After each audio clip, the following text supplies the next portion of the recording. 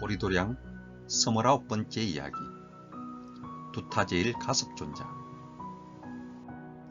가섭존자는 부처님 인멸 후 불교 교단을 이끌었던 중심 제자입니다.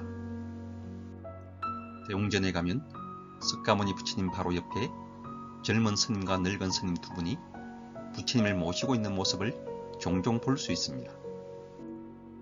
젊은 스님은 부처님의 시자였던 안한존자이고 늙은 스님이 바로 가섭존자입니다. 부처님 인멸 후 교단을 이끄신 가섭존자의 위치를 알 수 있습니다. 가섭존자는 부처님의 10대 제자 중에서 의식주에 대한 소욕지족과 무소의 실천을 수행한 두타제일로 불립니다. 그리고 부처님 인멸 후 부처님의 가르침과 계율을 수호하기 위해 500명의 제자들과 함께 부처님의 가르침을 결집해서 후세에 전하는 데 중추적인 역할을 담당했습니다. 가섭존자의 원래 이름은 피팔리였으나 출가한 뒤 카사파로 바꿨습니다.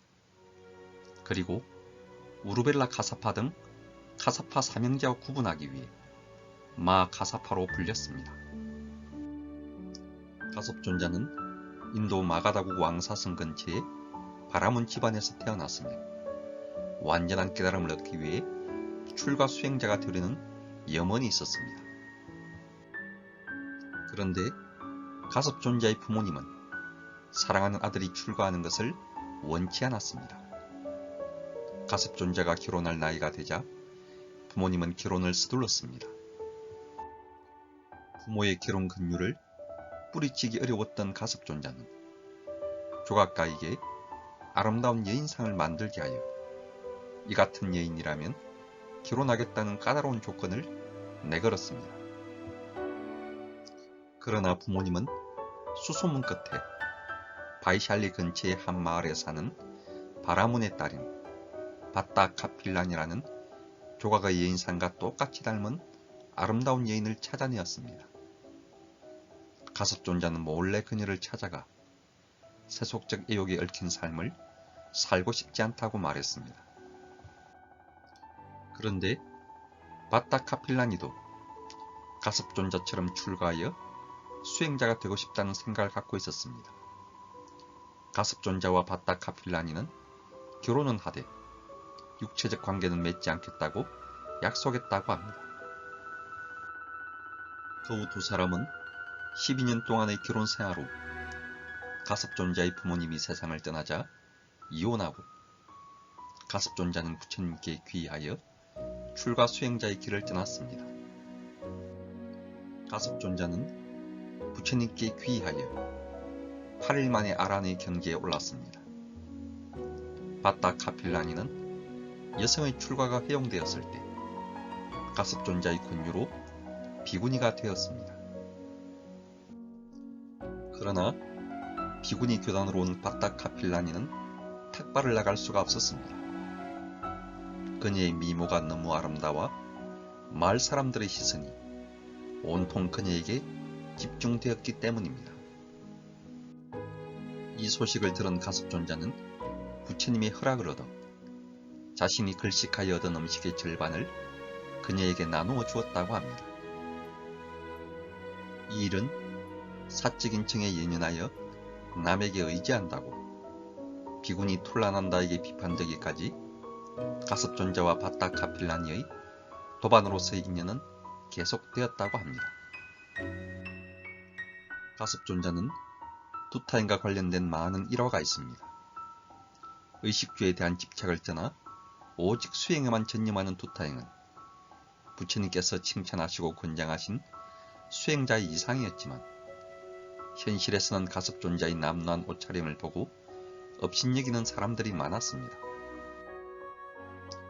그것은 그만큼 사람들의 가치 판단의 기준이 부나 권력, 외모 등의 세속적 외향에 치중되어 있어 그러한 기준을 수정하는 것이 말처럼 쉽지 않아서이기 때문입니다.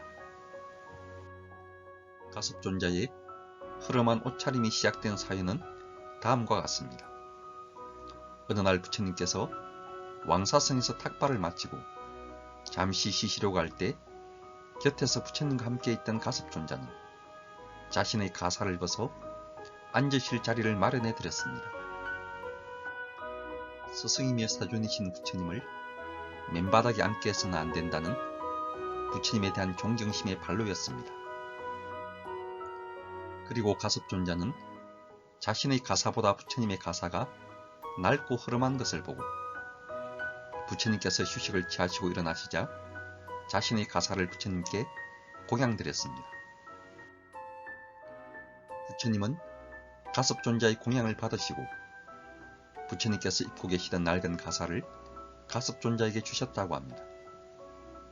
그 후 가섭존자는 한결같이 그 낡은 가사만을 입고 다녔는데 낡아 빠진 옷을 입고 다닌다는 이유로 다른 수행자의 비웃음을 듣게 되었다고 합니다.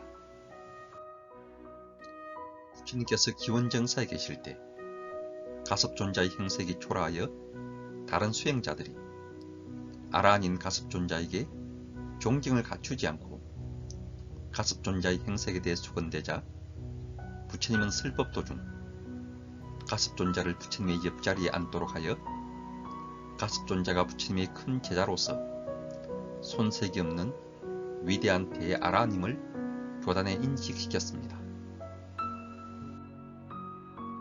이 사건은 부처님께서 꽃을 드셨을 때 오직 가섭존자만이 그 의미를 알고 빙글에 웃었다는 여마미소 이심전심과 함께 가섭존자의 훌륭함을 찬탄하는 일화로 유명합니다.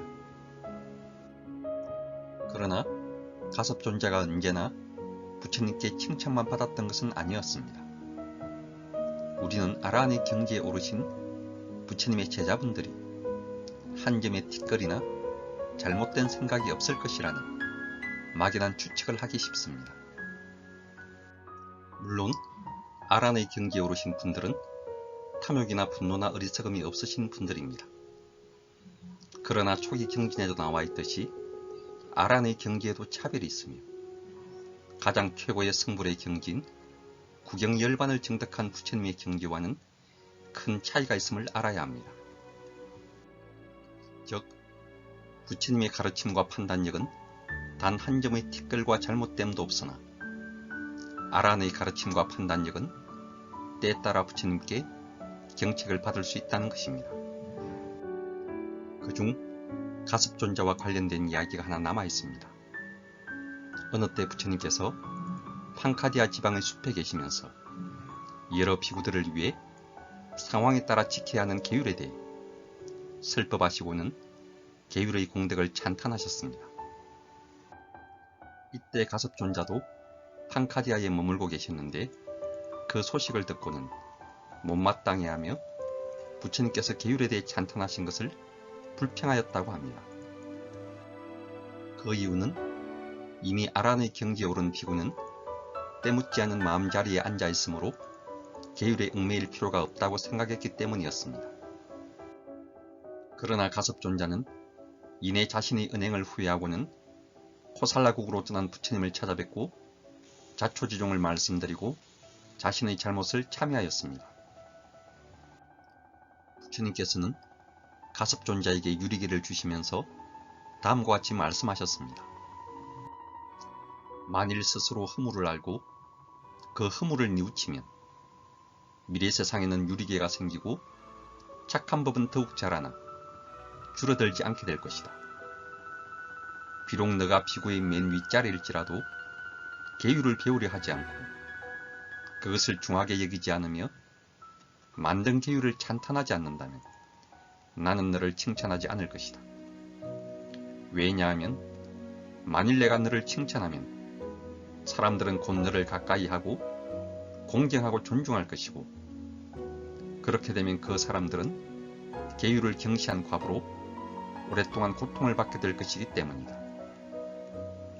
그러므로 나는 장로비구든 중견비구든 어린 비구든 계율을 즐겨 지키지 않으면 칭찬하지 않는다. 그러나 장로비구든 중견비구든 어린 비구든 계율을 지키는 데 힘쓰고 계율을 범하지 않으면 나는 그들을 칭찬할 것이다. 부처님께서는 사람들이 악한 행위를 짓고 악한 과보를 받는 이유가 모두 계율을 지키지 않고 계율을 찬탄하지 않기 때문이라고 말씀하셨습니다. 그리고 이미 욕망을 벗어난 아란의 경지에 올랐다 하더라도 함부로 계율을 파하거나 계율을 업수히 여기지 말아야 하는 이유는 다른 사람을 위해 모범을 보여야 함과 동시에 계율을 찬탄하는 것은 사람들을 바른 길과 선한 과보로 인도하는 자비이기 때문입니다. 그 후 가섭존자는 더욱 두타행에 힘쓰는 한편 계율을 지키고 찬탄하며 사부대중들에게 계율을 지키는 공덕에 대해서 많은 설법을 하셨다고 합니다. 그리고 부처님 임멸 후 부처님의 가르침을 결집할 때 계율을 따르도록 결집해서 교단과 불자들이 계율의 길에서 멀어지지 않도록 배려하셨습니다. 그 이유는 이와 같은 유침과 배움을 소중히 여기셨기 때문이라고 생각합니다. 가섭존자는 부처님이 인멸하시기 전까지는 사리불존자나 목련존자, 아난존자처럼 교단에서 두드러진 활동을 하신 분은 아닌 것으로 보입니다.